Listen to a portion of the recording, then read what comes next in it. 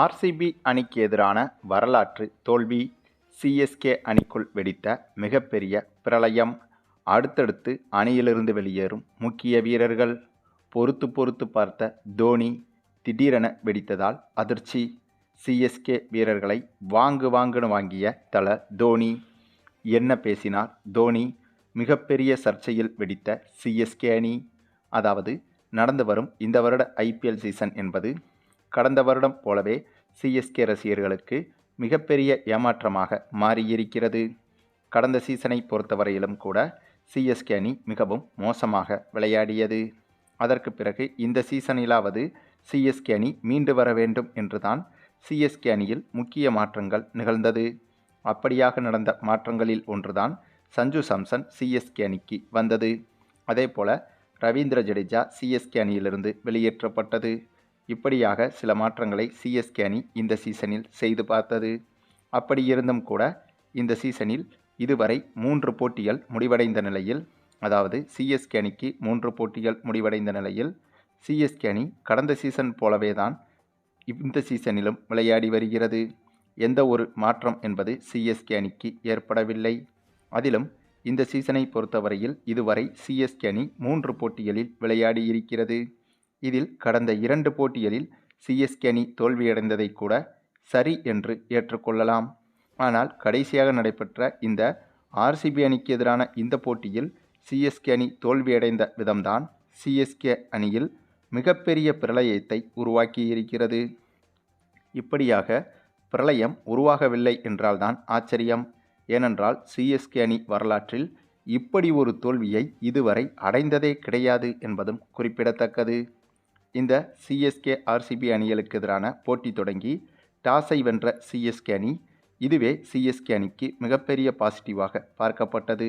ஏனென்றால் இந்த சீசனில் இதற்கு முன்பு 2 போட்டிகளிலும் சிஎஸ்கே அணி டாஸை இழந்திருந்தது. ஆகவே ஆர்சிபி அணிக்கு எதிரான இந்த போட்டியில்தான் சிஎஸ்கே அணி டாஸை வென்றது. அதேபோல என்னதான் இந்த போட்டி ஆர்சிபி அணியின் ஹோம் கிரவுண்டான சின்னசாமி ஸ்டேடியத்தில் நடைபெற்றாலும் கூட இந்த மைதானத்தில் சிஎஸ்கே அணியின் வெற்றி சதவீதம் என்பது அதிகமாகவே இருக்கிறது. ஆக சிஎஸ்கே அணி டாஸை வென்ற போதும் அதே சமயம் இந்த மைதானம் சிஎஸ்கே அணிக்கு சாதகமாக இருக்கும் என்ற புள்ளி விவரமும் சேர்ந்ததால் இந்த போட்டியில் சிஎஸ்கே அணி வெற்றி பெற்றுவிடும் என்றுதான் எதிர்பார்க்கப்பட்டது. அத்தகைய எதிர்பார்ப்பில் தொடங்கிய இந்த போட்டியில் முதலில் பேட்டிங் செய்த ஆர்சிபி அணியை பொறுத்தவரையில் இதுவரை வரலாறு காணாத அளவுக்கு கொடூரமான அதிரடியை வெளிப்படுத்தியது ஆர்சிபி அணி. இப்படி ஒரு அதிரடியை ஆர்சிபி அணியிடமிருந்து கண்டிப்பாக சிஎஸ்கே ரசிகர்கள் இந்த போட்டியில் எதிர்பார்த்திருக்க மாட்டார்கள். அதற்கு காரணம் ஆர்சிபி அணியில் களமிறங்கிய ஒவ்வொரு பேட்ஸ்மேன்களும் சிக்சர்கள், பவுண்டரிகள் என அதிரடி மழையை பொழிய விட்டனர்.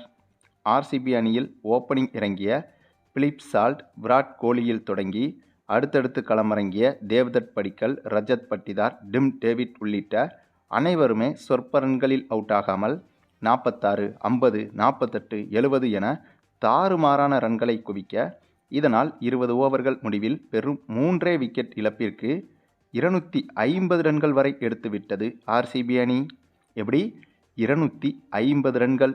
ஆமாங்க, இதுவரை சிஎஸ்கே அணிக்கு எதிராக ஐபிஎல் வரலாற்றில் அடிக்கப்பட்ட அதிகபட்ச ஸ்கோரே இதுதாங்க. அந்தளவுக்கு சிஎஸ்கே அணியின் பந்துவீச்சு என்பது மிகவும் மோசமாக இருந்தது இந்த போட்டியில். மேலும் இந்த போட்டியில் சிஎஸ்கே அணியின் பந்துவீச்சும் மோசமாக இருந்தது, ஃபீல்டிங்கும் மோசமாக இருந்தது.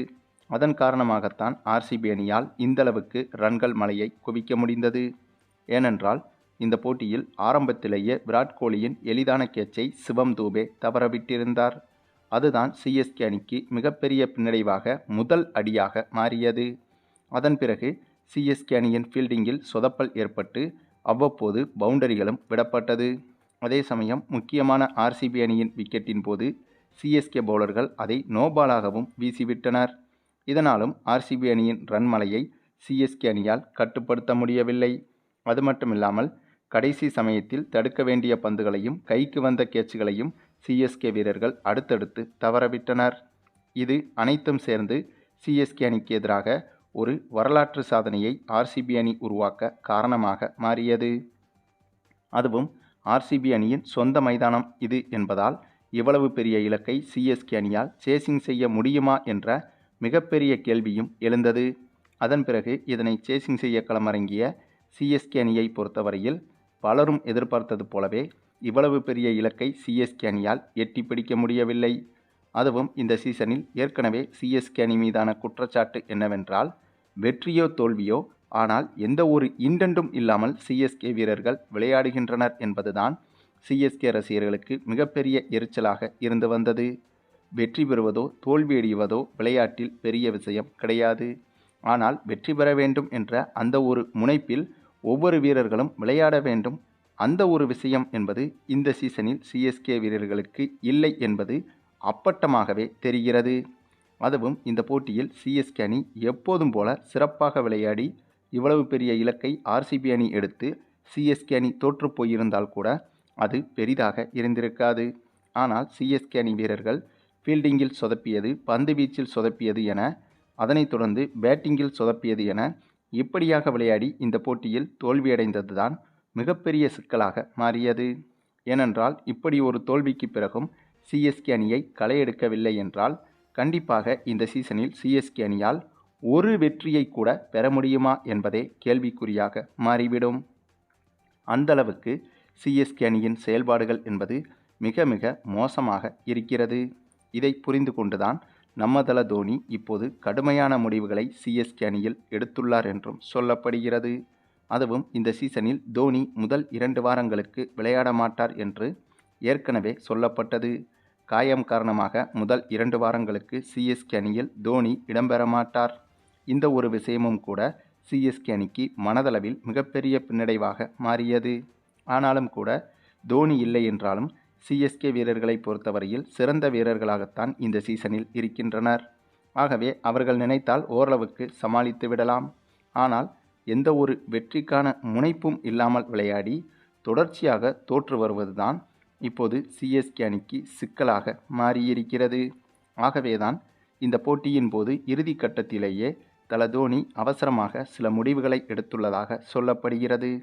இந்தளவுக்கு எந்த ஒரு முனைப்பும் இல்லாமல் விளையாட வேண்டிய அவசியமே கிடையாது என்றும், குறிப்பாக இந்த போட்டியில் சொதப்பிய நிறைய வீரர்களை இந்த சீசனிலிருந்தே முற்றிலுமாக ஒதுக்கி வைக்க தல தோனி முடிவெடுத்து விட்டார் என்றும் தெரிகிறது. அதிலும் விராட் கோலியின் கேட்சை தவறவிட்டது சிவம் தூபேதான். அதேபோல இந்த போட்டியில் தவறு செய்த ஒவ்வொரு வீரரும், அவர் எவ்வளவு பெரிய முக்கியமான வீரராக இருந்தாலும் இந்த போட்டிக்கு பிறகு அவர்களுக்கு சிஎஸ்கே அணியில் ஆடும் 11இல் வாய்ப்பு கிடைக்காது என்ற அந்த ஒரு கடினமான முடிவை தல தோனி எடுத்திருக்கிறார் என்றும் தகவல்கள் வெளியாகி வருகிறது. ஆகவே இதற்கு முன்பு சிஎஸ்கே அணி எத்தனையோ தோல்விகளை அடைந்திருக்கலாம். ஆனால் சிஎஸ்கே அணி ஆர்சிபி அணிக்கு எதிரான அடைந்த இந்த ஒரு தோல்வி என்பது ஒட்டுமொத்த சிஎஸ்கே அணியின் தலையெழுத்தையே மாற்றியமைக்கும்படி மாறியிருக்கிறது. ஏனென்றால் சிஎஸ்கே அணி இதற்கு முன்பு எத்தனையோ தோல்விகளை அடைந்திருந்தாலும் இந்த ஒரு தோல்வி என்பது கண்டிப்பாக சிஎஸ்கே அணியை மாற்றியமைக்க வேண்டிய கட்டாயத்தை ஏற்படுத்தியுள்ளது. அதனால்தான் தல தோனியும் இந்த ஒரு விஷயத்தில் கடுமையான முடிவுகளை எடுக்க இருப்பதாகவும் தகவல்கள் வெளியாகி வருகிறது. ஆகவே இந்த போட்டிக்கு பிறகு கண்டிப்பாக சிஎஸ்கே அணியில் நிறைய மாற்றங்கள் இருப்பது என்பது மட்டும் உறுதி. கண்டிப்பாக 3 முதல் 4 மாற்றங்கள் இந்த போட்டிக்கு பிறகு சிஎஸ்கே அணியில் இருக்கும் என்பதை உறுதியாக நம்பலாம். அந்தளவுக்கு இந்த போட்டிக்கு பிறகு சிஎஸ்கே அணி வீரர்கள் பலர் மீதும் தல தோனி கடும் நடவடிக்கை எடுக்க இருப்பதும் குறிப்பிடத்தக்கது. சரி, நீங்கள் சொல்லுங்கள், ஆர்சிபி அணிக்கு எதிரான இந்த ஒரு போட்டியில் சிஎஸ்கே அணியின் அணுகுமுறையை பற்றியும், இதற்கு பிறகாவது சிஎஸ்கே அணியில் கண்டிப்பாக மாற்றங்கள் செய்ய வேண்டியது கட்டாயம்தானா என்பதை பற்றியும் உங்களுடைய கருத்துக்களையும் கமெண்டில் தெரிவிங்க. மேலும் இந்த வீடியோ பிடிச்சிருந்தால் லைக் பண்ணுங்கள், மற்ற அனைவருக்கும் ஷேர் பண்ணுங்கள், மறக்காமல் நம்ம சேனலை சப்ஸ்கிரைப் பண்ணுங்கள்.